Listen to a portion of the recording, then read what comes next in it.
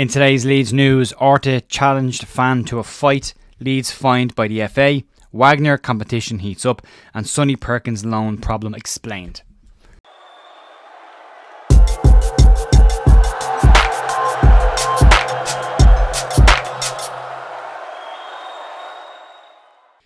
Morning folks, Jer here on the 24th of October with your Leeds United news. Not going to cover the press conference today. There will be a short, very short match preview video that goes out later on this evening in preparation for tomorrow's game. Keep an eye out for that. We're going to focus on the news today and we'll rattle through this as quickly as we can because there's a lot going on today. We'll start off with the Victor Orta situation, and going back to last season, this comes from the Yorkshire Evening Post, when we saw Victor Orta getting involved in a very heated altercation with a Leeds United fan after the game against Brentford in December 2021. Kinnear was behind him, very well behaved, quietly kind of shrugging his shoulders while Victor Orta was being held back by security in a very heated argument with a fan. Orta has now been speaking with the Eye about the situation, and he commented on what happened in that situation. Orta claims that he was verbally abused for 30 minutes non-stop by the same fan, and he said the last words that he heard uttered towards him were, "If you don't bring any players in the winter market, be careful with your son." Orta said he responded by saying, "Come here and fight me." He then went on to say that it was a bad example and he shouldn't have done it, but he did say that he would like to know how some people keep their cool after receiving that level of abuse. He should have a look around the director's box. Angus Kinnear gets as much abuse as he did at that time, and managed to turn up to all the games and conduct himself in a reasonably professional manner in the box. Anyway, so there is examples there. Orta was also involved in a situation. I'm laughing because these were crazy when you look back at them. It was also involved in an incident, the 4-3 win that Leeds had against Bournemouth, where he was filmed shushing the fans and repeating back to the fans the chance of sack the board due to aimed at him during that game. Orta did apologise after that game for his reaction, and he finished in his interview with the Eye by basically saying that he admires and respects Leeds United fans, and he said that the Elland Road atmosphere, as well as the travelling away sport up and down the country, calling it incomparable to anyone else in the country as well.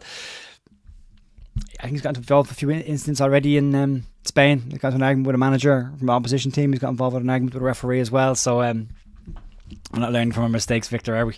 But yeah, some insight there into what actually happened that day.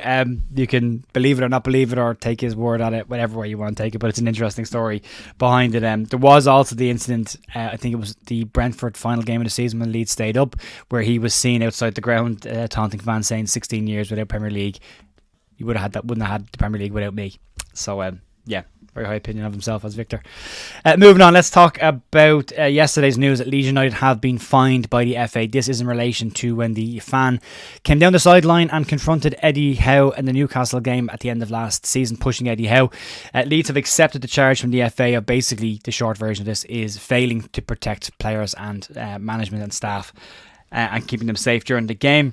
Leeds did accept that fine, have accepted the charge. It's hard not to. A fan managed to walk down the sideline without anyone stopping him. So, yeah, there is that. The individual, as far as I'm aware, was arrested and has possibly actually done some time for it as well, but he was arrested and charged.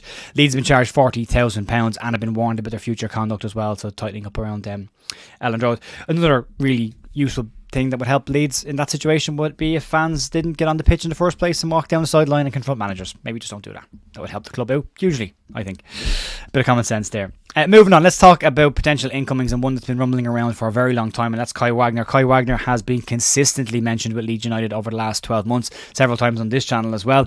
As recently as 2 weeks ago, we talked about the possibility of Wagner coming to Leeds. He was speaking about his next move, looking at a move to England or possibly back to Germany. His contract does expire on January 1st. He is available right now to sign a pre-contract agreement with any club who wants him, and there is now talk that the interest in him is heating up. The MLS season is starting to wrap up, and he will be making his move. He said he is moving away from Philadelphia this year. Sky Sports Germany are now reporting that Brighton have an interest in the player, and they're looking at him as a backup or competition for Stupinian at the left-back position there. Wagner, as I said, will leave when his contract expires, and clubs who want to approach him can do right now, but they haven't yet. The article does suggest that Serie A side Lecce Greek outfit AEK Athens, as well as an unnamed Bundesliga club, are also interested in the player. And Gianluca Di Marzio has pointed out that West Ham and Leeds United are both keeping a very close eye on the situation as well. It would tie in quite well with Angus Kinnear's comments about the transfer kitty being a free transfer. It means Leeds will be smart in the transfer market and not spending money on a player that they can get for nothing. Could also mean potential loans from the MLS as well. Maybe Matthias Klick coming back for a cameo towards the back end of the season to give us a bit more cover in the number 10 position there possibly as well. But it's an interesting one to keep an eye on. Wagner has been incredibly impressive during his time at Philadelphia Union, going there when he was 21 years of age, now 26. I'm looking for the next big move in his career. He has racked up the most assists, I think, last season of any player. He was an MLS All-Star player last year as well, so there is some calibre there. Good player. It'd be interesting to see Leeds still light in that left back position. It'd be interesting to see what Leeds can do with that. If they should be in a position to go and get the player. Moving on, let's have a quick chat then. Our final story today is about Sonny Perkins, and over the last couple of weeks we've been talking an awful lot about Sonny Perkins' lack of game time at Oxford United. Also with that as well, the fact that he has only played 3 minutes of football this season in total. He was seen by going to Oxford as going there to get regular game time, to move from under-21 football to competitive, proper mainstream football, if you want to call it that. But it hasn't really worked out so far for Sonny Perkins. I think we all expected him to go there and light up that division and score plenty of goals. We saw Lewis Bake go to Oxford last year and make a real impression there as well. So we all I think assumed it would be a straightforward enough process for Sonny. Unfortunately, that's not being the case. Oxford's manager Liam Manning has been speaking about the situation and has explained his reasons why Sonny Perkins has missed out on the last 5 squads from Oxford, which is a huge amount of time to be not even included in a squad. Manning said that he's still keen to see more from Perkins in training, that he knows there's ability there, but they need to see some more improvements. There have been improvements, they said, but he would like to see more improvements going forward. Manning says that Perkins' late arrival after at the end of the summer window hasn't helped the situation, and adding to that as well the fact that Oxford have got a little bit of momentum as well this season and are winning games, it's very hard to break into that side. Manning went on to say that if Perkins does want to break into that squad, then he needs to be coming in with an 8 or a 9 out of 10 in training every single day. He said he has seen some improvements from Sonny Perkins in these areas and he is getting better, but they want to see more from him as well. He also finished up by saying that his advice to Sonny Perkins in this situation would be just to knuckle down, keep the head down, keep working hard like he is, and he will get his chances. Manning said there will be injuries, there will be players rested, and there will be opportunities for Perkins to get back into the squad and to stake his claim for a place in the starting 11 based on what he can do in training. He's been put to the task by Manning there, but the same would be said at Leeds. Daniel Farke has said this consistently over pre-season, that if you want to be in that squad, you've got to be producing it in training and showing him in training what you're capable of. You can't just turn up train and tick a box and expect to be in the squad based on, history. So it's an interesting one. It's not been ideal for Sonny Perkins, but there is still hope for him there. There is still possibilities for him there. So no chance of a recall just yet from Leeds, unless Leeds are very unhappy with the amount of game time he's getting. Leeds could recall him in January, maybe loan him out again.